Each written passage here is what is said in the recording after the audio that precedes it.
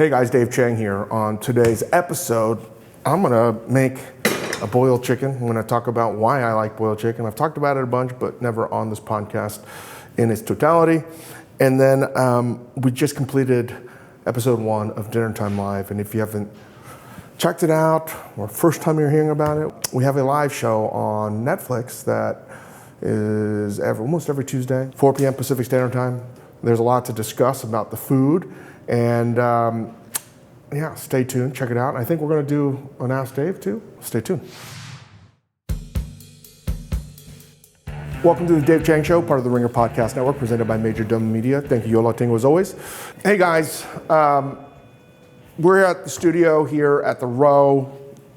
We're gonna talk about Dinner Time Live, maybe like a post-opening Diaries in a second. Before that, I'm gonna talk about something I talk about all the time, boiled chicken. So here's the simplest recipe. And it's a recipe where it's not really a recipe because you can take it however you want. In here, I put a 4-pound chicken, and again, I'll go through the process. I take the chicken, if it's from the farmer's market or butcher, usually it's wrapped in paper. This came from Whole Foods, so it was in the plastic thing. I usually take the chicken like this, the cavity, the sort of the ass opening up.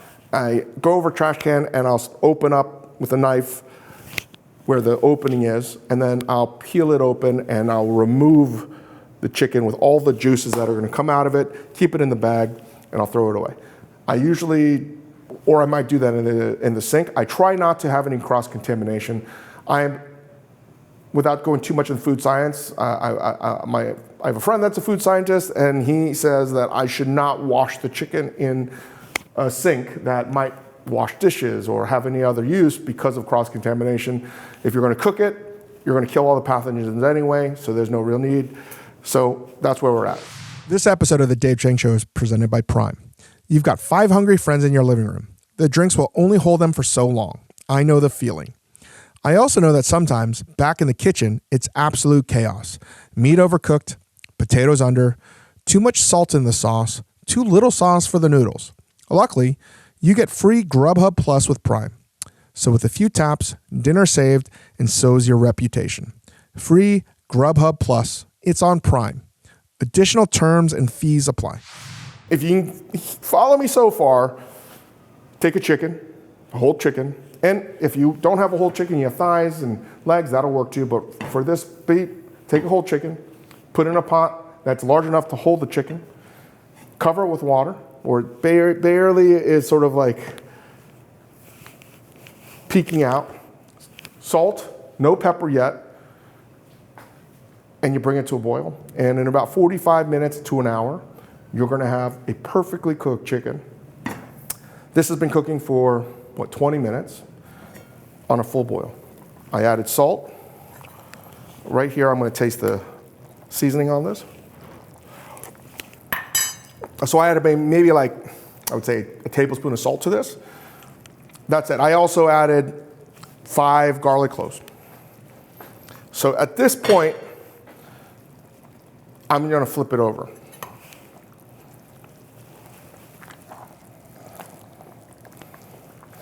And a good way to know a chicken is done, in general, is 2 things.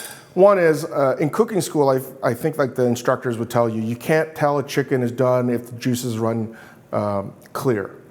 I was like, I think you can, right? If the juices run clear, it's definitely done. But I always look at, especially when boiling a chicken, is the skin now pulling away?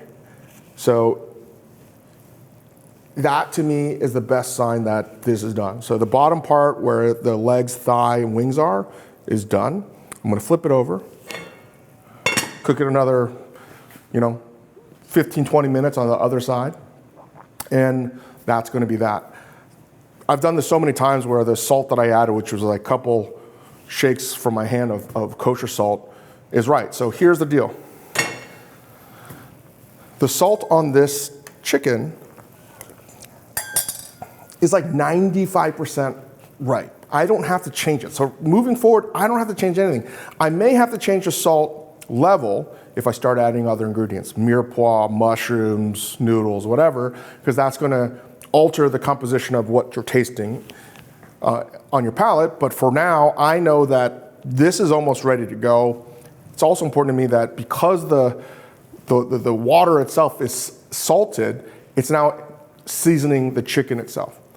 So this is the easiest way to cook. Yeah, I love roasted chicken, but sometimes you can even do this with rotisserie chicken from like Costco. You come home, you probably see it on social media, somebody might make a soup out of that. But this is something I do a lot because it gives me the option to take it to different places in Asia, different places in Europe, here in America. I can add any kind of starches or whatever. I can sort of make this a 2-part dinner with soup and rice, or I can just make this a chicken salad. So this is why I wanted to show you. It's really easy to do, clearly. You're boiling a fucking chicken, that's about it. When it's done, that's when I'm gonna add the black pepper, any sort of vegetables to sort of give this new flavor. But I might have this done, I might have the chicken picked, and that's in my fridge. And then when I want to get to it, I can take it to wherever place I want to. So that's pretty much the boiled chicken.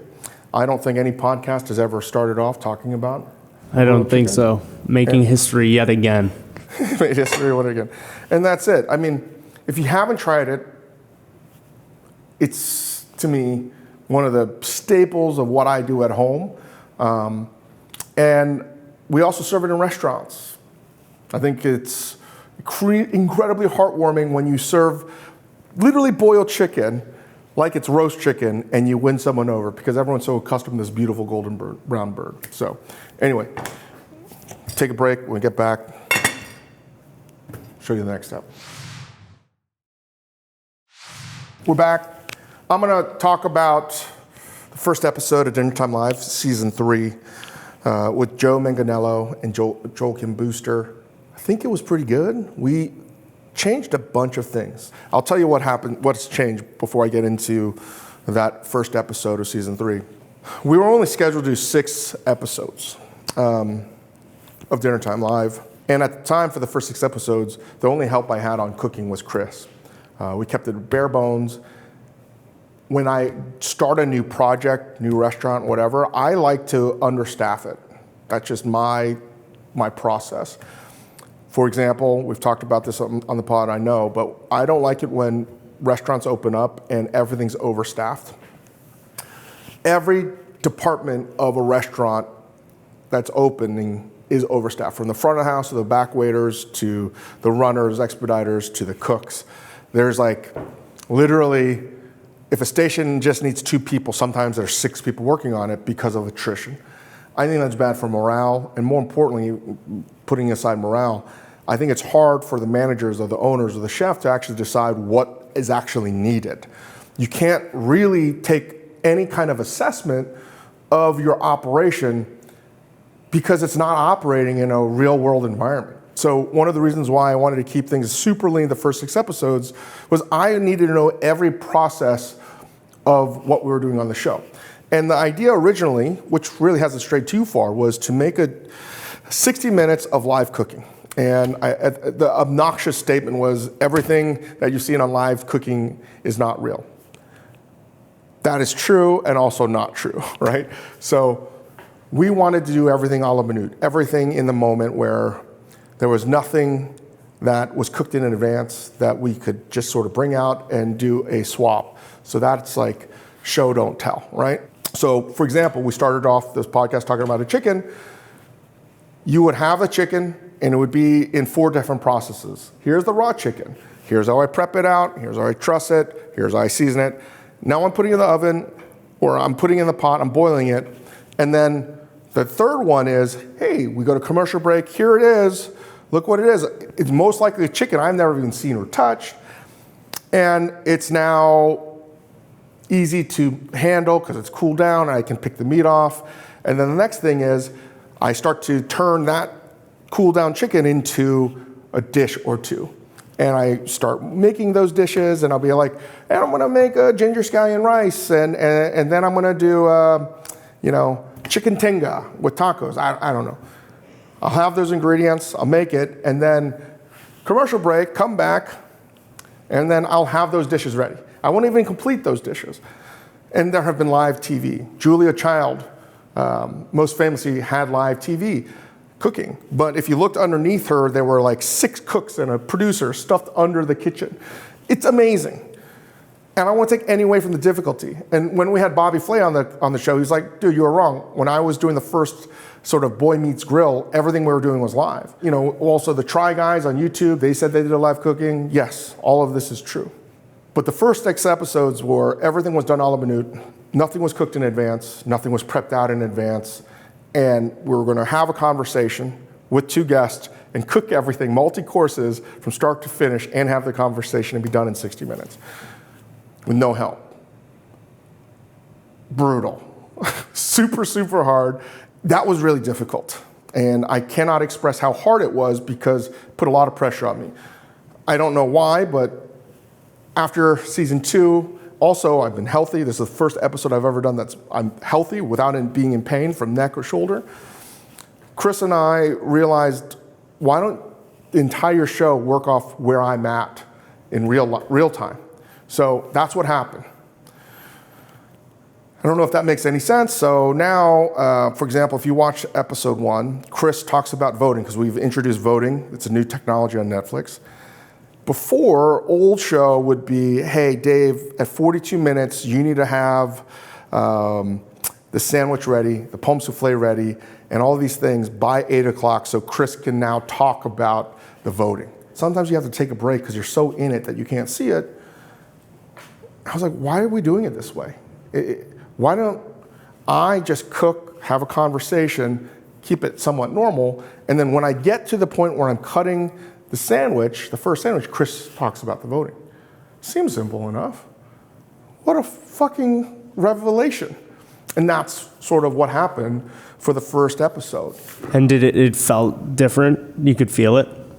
It felt so different. I was so mad.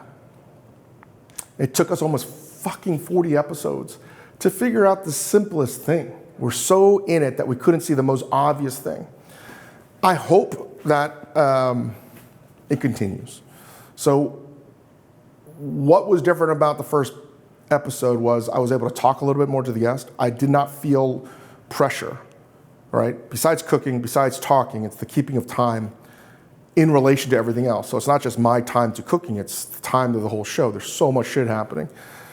And I think we've now broken it down, so we're gonna do 3 dishes. So example, we only wanted to do 3 dishes.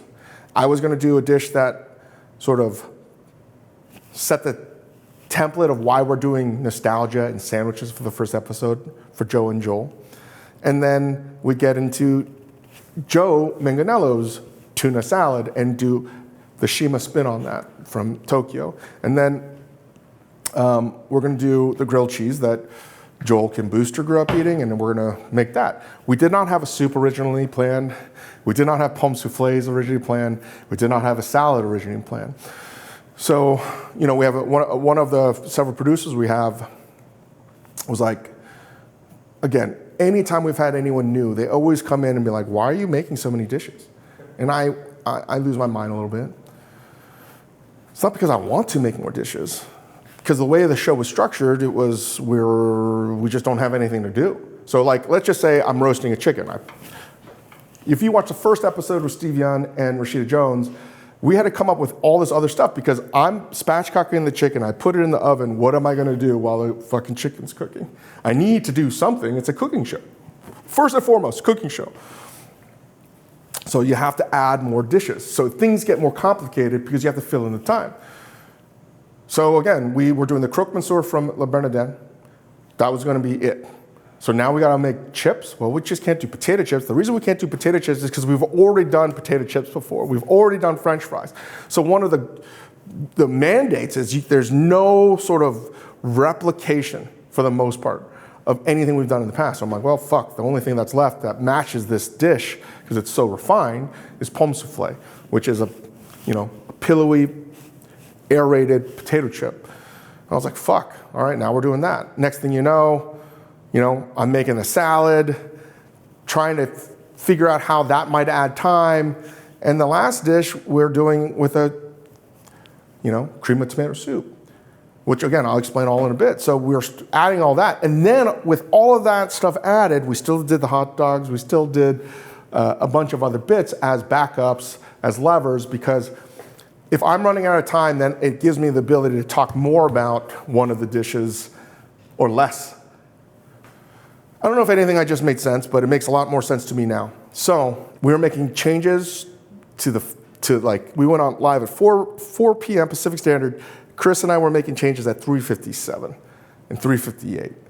And it somewhat feels like, if you've read the Saturday Night Live book or watched the docs or the movies, it has that feel that you're scrambling just to make the show sensible right before it goes air. It just feels like pandemonium. And it's the kind of anxiety that you get before you open the doors in a restaurant. It's the closest thing. Another fundamental change we did is we would spend so much time trying to figure out what we could cook for the guests. Sometimes we don't know the guests until the day before.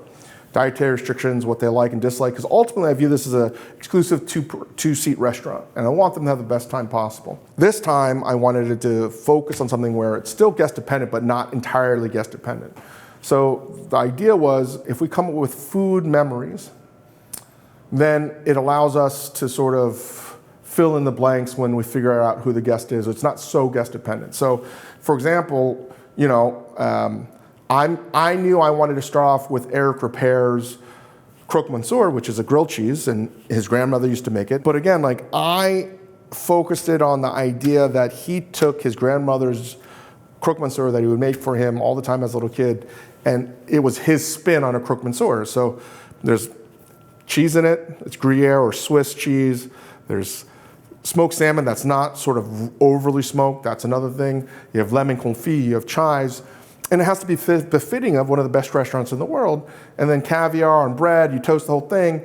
I learned it's a lot more difficult to make than I thought originally.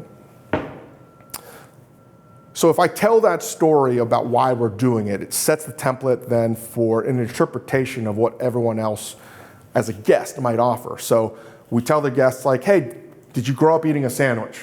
Yeah, Joe was I love tuna fish. I don't really like tuna fish. He doesn't like mayonnaise, but his dad was a big-time avid home cook and would make this tuna salads. Sometimes it was a sandwich. And Joel, who I've done a bunch of stuff with on Lewd, and we hosted Chrissy and Dave Dine Out on Hulu. I know a lot about Joel's dining history. I didn't even have to ask him. I knew that he grew up sort of not appreciating food. His family didn't have a lot of money growing up. Very strict religious household. He grew up basically with as American get. So when I think about a very affordable American sandwich, it's a grilled cheese sandwich. So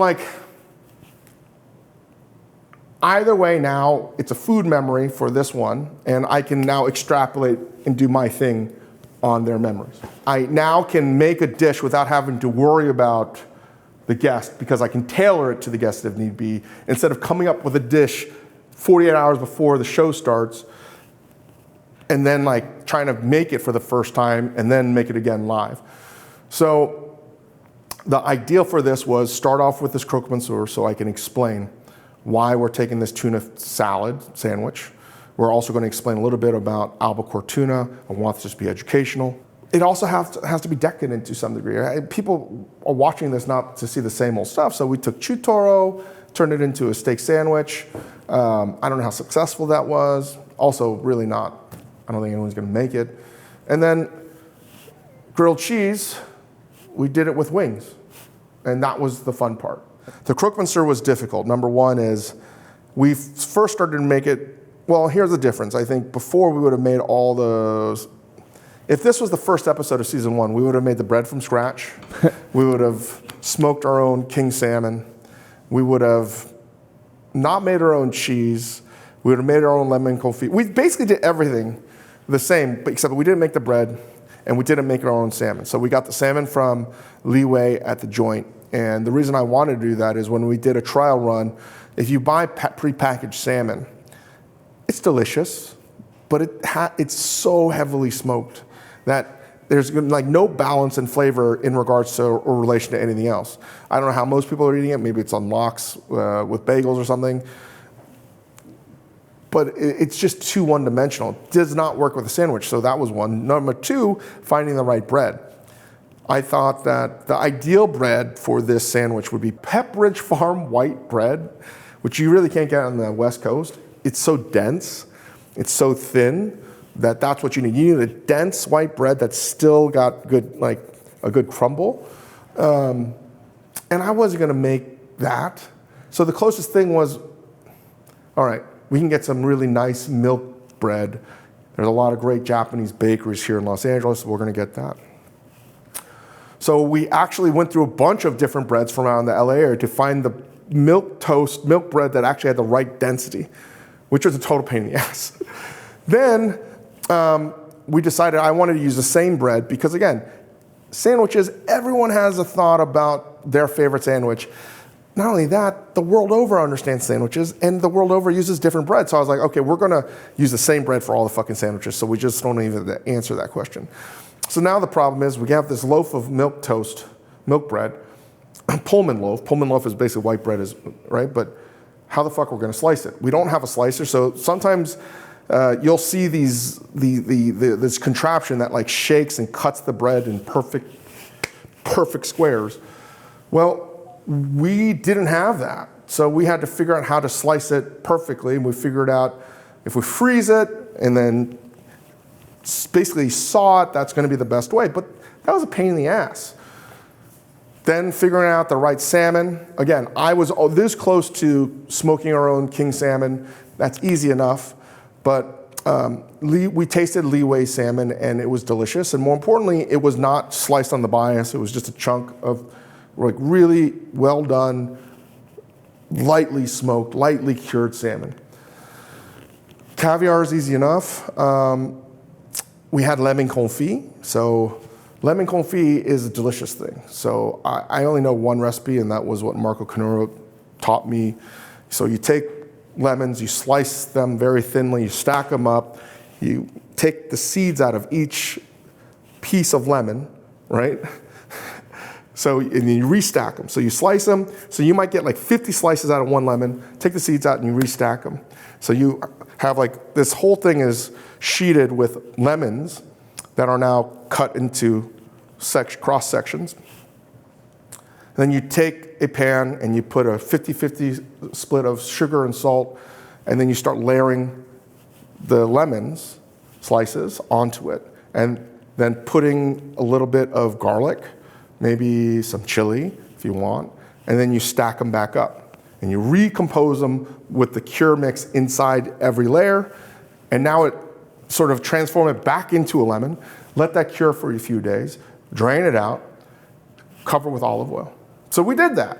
We also had older lemon confit. Mark Johnson's a lunatic, and he actually fucking has lemon confit at home, so he just brought his in because we didn't have it at a level where we could cure it. It wasn't exactly right.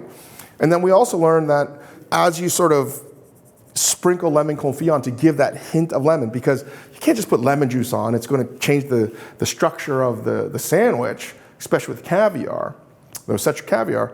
The lemon juice would be good, but also not right, because it's just, we don't want water. We want this to be dry, so lemon confit is the best thing. So it gives you these beautiful notes of citrus and lemon and cuts through the city. So it's like probably the most important part of this little sandwich. Chives for that allium flavor that is so associated with smoked salmon.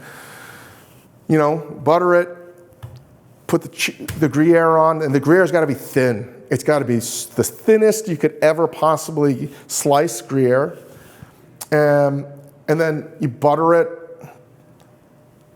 put the toast on, put the caviar, the whole process. You know, there's a video of Eric Reparick making it for Eater. Listen, that's basically what we followed. And no surprise, it's probably the most delicious dish. Everyone that's eaten it is like, this is delicious. And that's what we did. It took some time to dial that in, quite frankly. I was really worried. We almost didn't make it because I couldn't assemble it perfectly.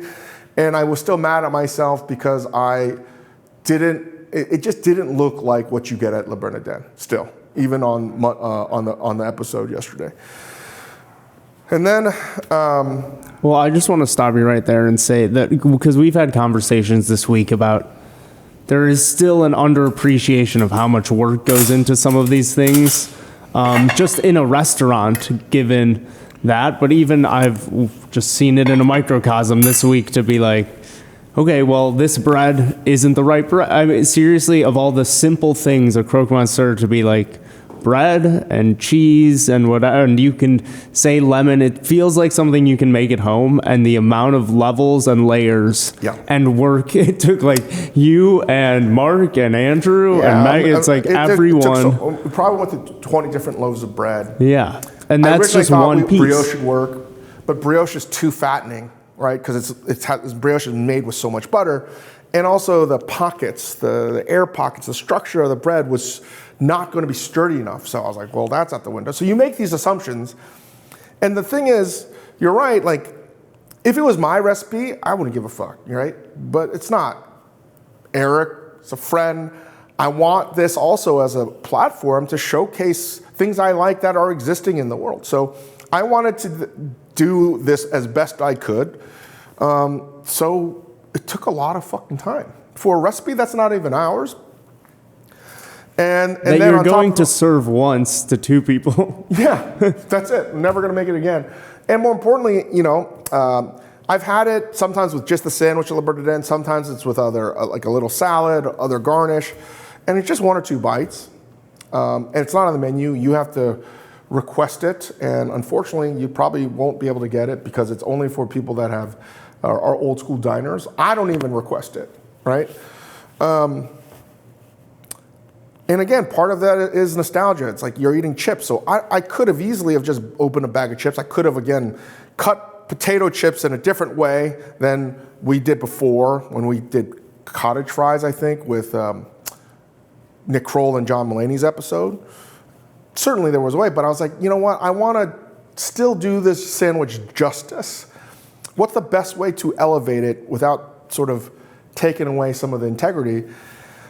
So I was like, all right, we're going to do it. And I was so mad at myself. I was like, fuck, we're going to make Pommes soufflés.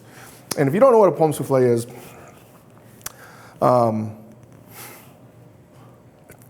it's a really traumatizing thing. We had it on the menu at Co. For a while. We'd pipe in caviar and some creme fraiche as an amuse-bouche. But when I worked for Danielle, it's mostly a French kitchen where you have to get the right kind of potato, where the starch in the potato is the right kind, and you're going to double cook it, but you're slicing the potato thin enough where you are, like pita bread, when you cook it, it's going to puff up. I would say 1 out of 2 out of 10, I don't know what the ratio is, but it's never been high. You can do everything right, and sometimes you'll nail it. But the prospect of making Pommes soufflés, when I brought it up to Mark and Andrew, we're like, fuck, you know? That's a common experience in the detail brainstorming is when you're like, this is the best idea. Fuck. Yeah, it is the best idea, and I didn't want to make it because making Pommes soufflés sucks. Yeah. And I just had a lot of trauma making it because it's so frustrating. And yeah, you can buy Pommes soufflés. And so when you fry it, the moisture in between the layer, if you cut it properly and it's the bright starch, will expand out. So sometimes you buy a bag of potato chips, you'll see bubbles in some of those potato chips. That's like a Pommes soufflé, but unintentional. This one, if you cut it properly, it's going to look like a hotel pillow, right? It's going to be the cylinder. It's fucking awesome. Anyway, not the easiest thing to do. And the reality is, if I was making it every day, I would get in a groove and it would be no problem. It honestly is no problem. It's like when you're doing it all the time, you can almost like look at it and know that's the right potato, that's going to work really well. And then that's just what it is. But the problem is, I haven't made Pommes soufflés in, 20 plus years. No, that's true. 15 years. And when we would do it at Co, that was just on Fridays and Saturdays. So it was a long time ago. And then Andrew was like, hey, I was watching YouTube and there's this new clip. And I had heard about this technique before, but I just wasn't open to it because like, I'm never gonna make pommes soufflés ever again. And there was a technique that had emerged, I don't know, maybe 10 years ago, you start hearing about it, where you're basically gluing together, and there's different ways to do it. You're gluing together 2 thin sheets of potato, letting it dry out, and there's different ways to glue it together, letting it set, and then frying it at a low temp, and then frying it again like you would a French fry. I gotta say, it still takes time, but I would say the success rate for out of 10, a traditional way of making pommes soufflé, you might get 5, 6 out of 10, exactly the way you want. This one was like 9 out of 10, to the point where I had never eaten so many pommes soufflés in my life. Because if you made it the old school way, you never tasted pommes soufflés because you just couldn't spare a proper, you ate the rejects, but I've never had more than like 10 in my life of proper pommes soufflés. I mean, I know what I'm saying sounds totally stupid, but when I was thinking about that, I was like, whoa, I've now had like 50 really nice pommes soufflés this week. It's crazy. Anyway, we wanted to add that and pair that and make that as the first course, as a way to sort of talk about the genesis and the catalyst for the first episode was taking this nostalgic idea of a sandwich. Somebody might have made it for you. You have this core food memory, and now the show allows me to have some artistic liberty. So the next one was, and Joe Manganiello, again, there's things you can't prepare, like I wasn't expecting a gift. He gave me from Bodega, which you haven't been to the row. It's the place to be if you're a sneakerhead. And he got me custom-made Air Jordans that even had my name on the wrapping, Chang, which was crazy in Korean. I was blown away. I just love him to death, and he's just one of the best guests. And last time he was on, and he was on with Nicole Byer, we did a lot of Primanti Bros, which is this famous sandwich shop in Pittsburgh, and they put French fries in their sandwiches. So we couldn't go there. And in the sort of the research for the show, Joe had mentioned that his dad was an avid cook, research that we didn't know, and made him a lot of tuna fish. But at the same time, Joe doesn't like eating tuna fish today because he's grown to have an aversion to mayonnaise in general. But, I was like, okay, so what do we do? So we're gonna make tuna, but maybe this is an opportunity to talk about like my sort of issues with tuna. A lot of it was how we eat tuna today is sort of antiquated. Right? It has gotten a lot better with canned tuna, but albacore's not really the best. Spring water's whatever. So like the reason you add mayonnaise to it is to give it fat, whatever. Anyway, I was having a really hard time trying to figure out, well, if his core food memory is a tuna sandwich, like what the fuck am I gonna do? So I thought maybe I'll do fratello tonnato, which is the Italian cold veal with a tuna sauce with capers. It's delicious. But I was like, oh, he doesn't actively want to eat something with mayonnaise or an emulsion. So I was like, fuck, that's out. And the only thing I could think of was, I don't know where or how, but Shima Steak, one of my favorite restaurants in the world in Tokyo. We featured it again in Ugly Delicious. They have their own proprietary cow. Their family all works in this restaurant. It's a restaurant that doesn't make any sense, but it makes every sense in the world. Anyway, if you order steak, all the leftover cuts get made into a steak sandwich that you have to pre-reserve. And again, just to state, if you go there, don't ask for the fucking sandwich. Eat a whole fucking meal there. Spend as much money as you can there. And then if they're so inclined and you're so lucky enough, and you're a good diner, they might make you a sandwich. So he has this sandwich. It's on Pullman loaf. And his Wagyu is just so decadent. And he, puts it in a bento box. And the pro move to me is the night before you're leaving to go back to America, you sort of eat it on the plane ride back home to America. And there's just like, I don't know, like this much of sliced chunks of Wagyu. Yeah, it is stacked. I've seen the videos of those. It's so good. It's one of my favorite things. And he makes this tomato sauce, and I've been there many times to see how they make it. And I think the sauce is what really does the trick, because you have the fattiness from the beef. The tomato is there for the balance of acidity, sweetness, And I've always thought that because there's some caramelized shallots or onions in there, there's whole grain mustard, that sort of sweet tomato flavor with the mustard, and then the fat from the beef, whenever I've eaten it, it tastes like a quarter pounder to me, or like a McDonald's hamburger. So I tried to recreate that. So again, like when I was thinking about the lean aspect of albacore tuna and the tuna salad with the mayonnaise, I was like, what's the only other way where I've had tuna where I feel like, well, that's just too fatty. And that time, it's when you have otoro, or if you have tuna head, there's some tuna meat that's so fatty, so unctuous, that it feels like you're eating beef. So that's when I was like, why don't I just use chutoro?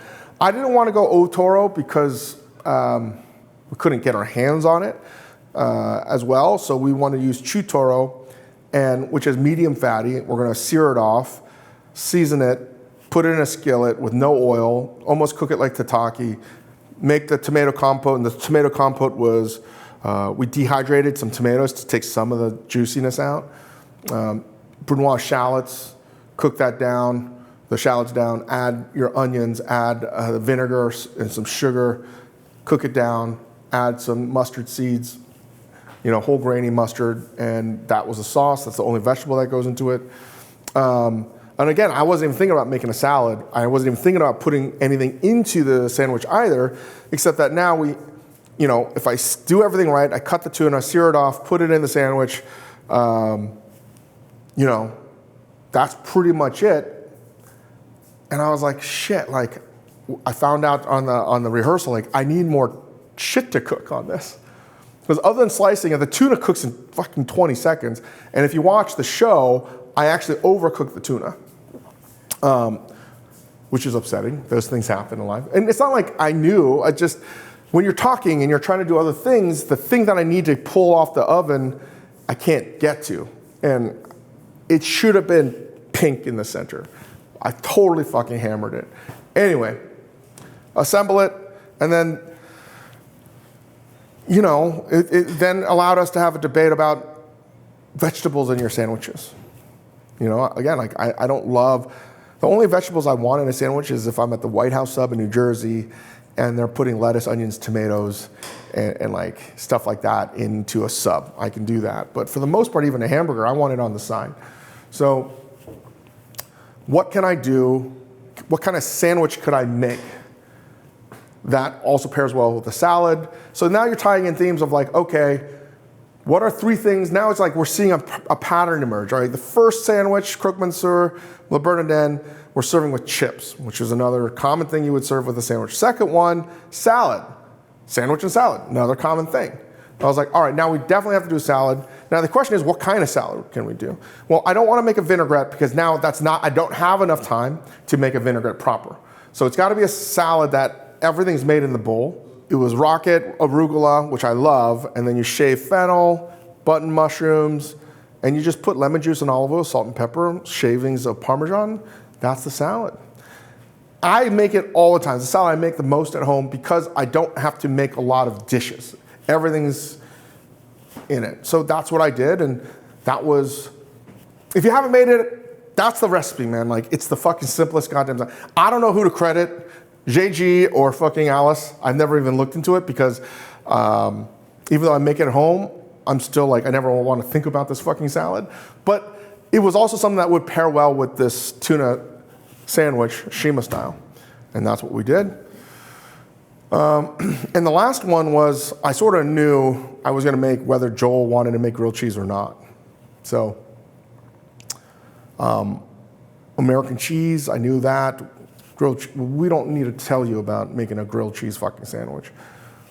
But I can't just make a grilled cheese sandwich because that's not the point of the show either.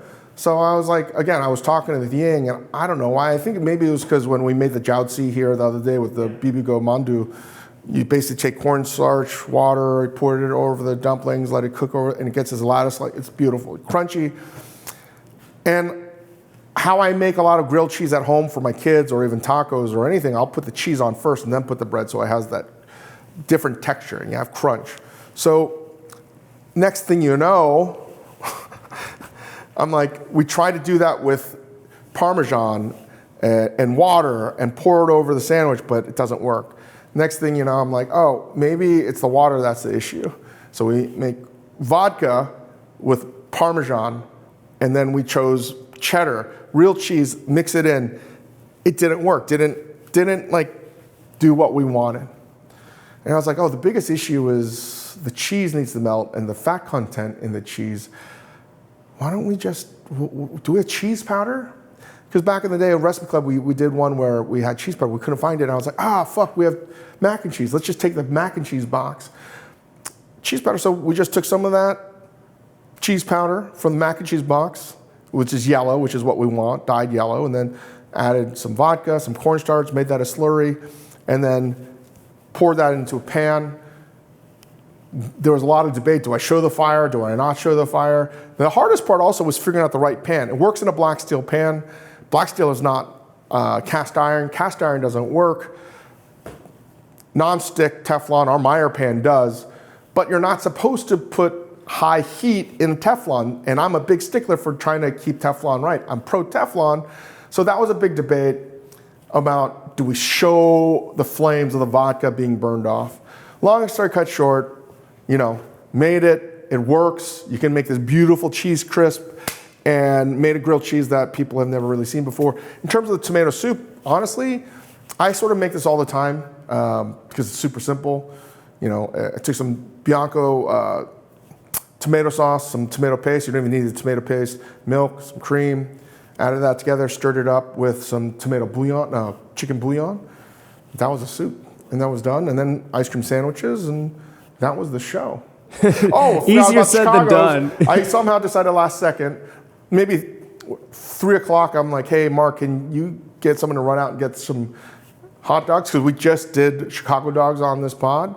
And the reason is Joe Manganiello, who's from Pittsburgh, but has a lot of Chicago friends that are in Hollywood. And if you're from Chicago, as David can tell you, and Molly, they're very particular about putting ketchup on stuff. And he likes putting ketchup on his hot dogs. And Joel grew up in the Midwest, spent a lot of time in Chicago, and he only eats Chicago-style hot dogs. So I thought maybe by putting it down, it might be a funny bit. And I didn't anticipate. And we were devastated. Molly and I were watching upstairs because one of the votes of the new Netflix voting was about the city with the best sandwiches. And obviously the fastest vote that Netflix got in was Molly and I clicking that Chicago button. But New York won, and that was hard to hear. I could see the actual disappointment in the room. Well, let me tell you, I wanted this to be a little bit more adversarial to the Pat McAfee show. Yeah. So we're lucky that we even got that far. Absolutely. I wasn't expecting it. I wanted Indianapolis to win. Yeah. No chance? All right. Anyway, that's it. That's a recap of episode 1, season 3. Yeah, just giving you a thought process, and really grateful for Joe and Joel, Netflix. Anyway, when we get back, we're going to do an Ask Dave, and we'll finish the podcast today by showing and explaining what I'm going to do with this chicken. Let's do an Ask Dave. Andres from San Francisco. Majordomo level, can you guess it? 7. A 7. A young GM in San Francisco. The favorite dish that Andres makes is picadillo or any braised meat stew. They just went to Providence and had the best meal of their life, which I did the same. Their bucket list eating is, of course, Noma.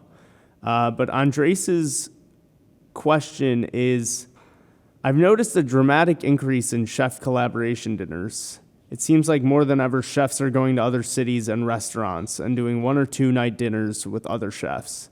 Is there a reason this seems to be happening more, or is it just that with social media we're more aware of it?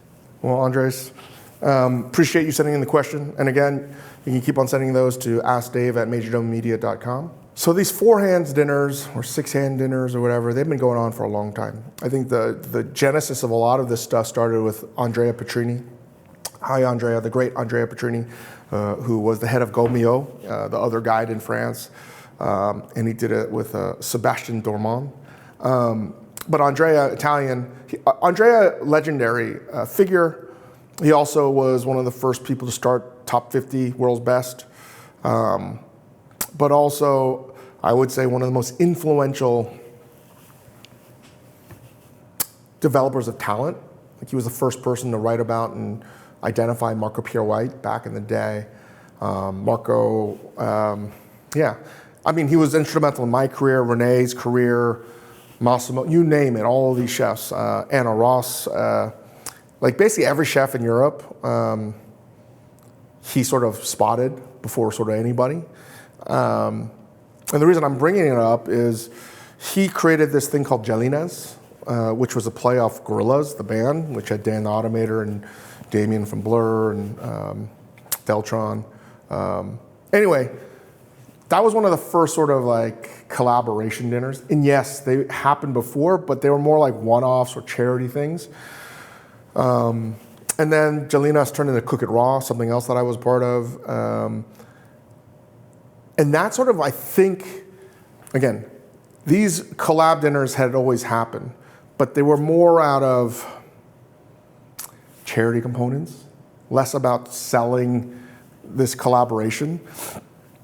Also, you know, in the late aughts, you had Omnivore. You had a lot of these European things coming here and doing these big dinners.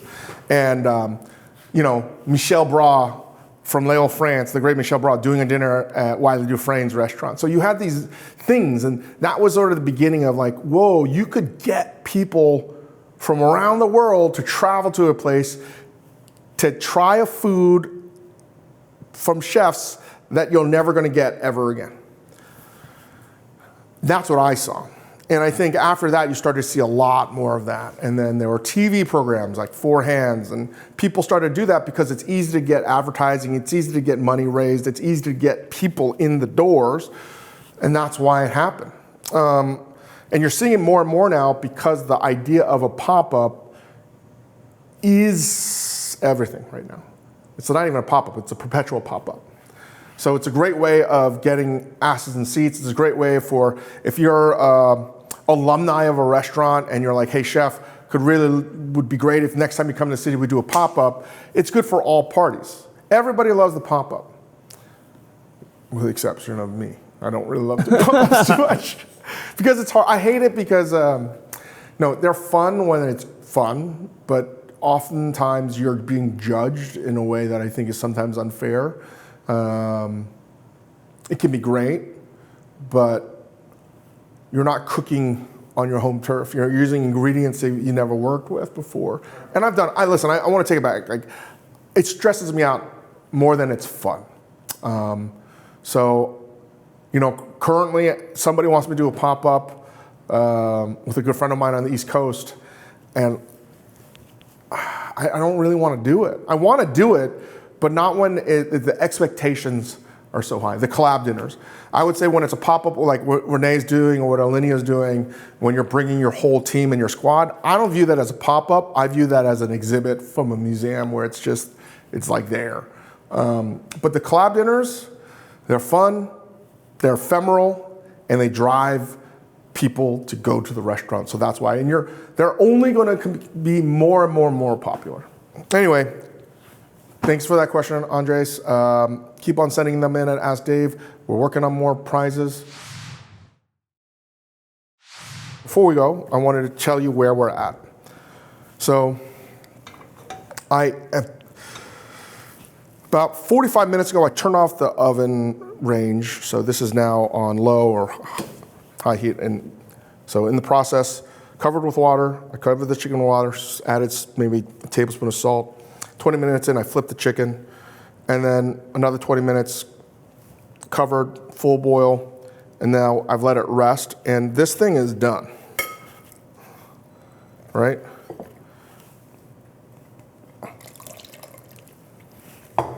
So I now have this beautiful broth, and I have a boiled chicken. So the question is, I'm not going to even do it, I'm just going to tell you, like, where do you want to go? Where do you want me to take this? Let's see Vietnam. You want to do Vietnam? All right. I'll be right back. They asked for something that's Vietnamese in flavor, so this is something I would do, right? I'd save this because my oldest son, Hugo, doesn't like any sort of strong, pungent flavors that I like, and my youngest son loves quite a bit. So this, I might just serve this with rice and some chicken. So what I'm doing right now is I probably took maybe 3 cups of the broth, put it in a smaller pot, and I put in some star anise if I had some black cardamom, I put there. I put some sugar. I'm gonna put some scallions in there. I'm just doing a quick infusion of flavor. So I added some scallions, and I don't have rice noodles, but I have mung bean thread noodles, and this will work. But rice noodles would be good, and honestly, if I wasn't pressed for time, I'd cook them separately. I want to pick some of this meat, which is really hot. And we're gonna plate this up real quickly. Nothing about this is how you would make it, but it smells different, definitely gonna taste different. Is it foie gras? No. But it's in the ballpark. So all I did here was I added cinnamon, some star anise, black pepper, white pepper, some white sugar, and I add the mung bean noodles direct. Rice noodles clearly would be the better move. We don't have them in the place right now. Some ginger. That's it. And you can just take that chicken stock anywhere, basically. Yeah. And you got that boiled chicken, so really just so versatile. I mean, I honestly,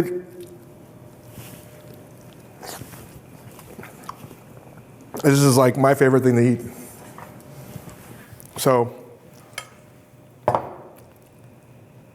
you can stretch out a chicken and add some noodles, some rice. You can customize it to your kids or to your friends coming over. And something about getting this beautiful broth, because it's so delicious, you can't fake that. And it doesn't taste artificial. It doesn't taste like it's been in a box. It tastes, because it's got meat on it, right? When you're boiling, you gotta boil it. You have to boil your meat because that's how you're gonna extract the most flavor in the most short amount of time.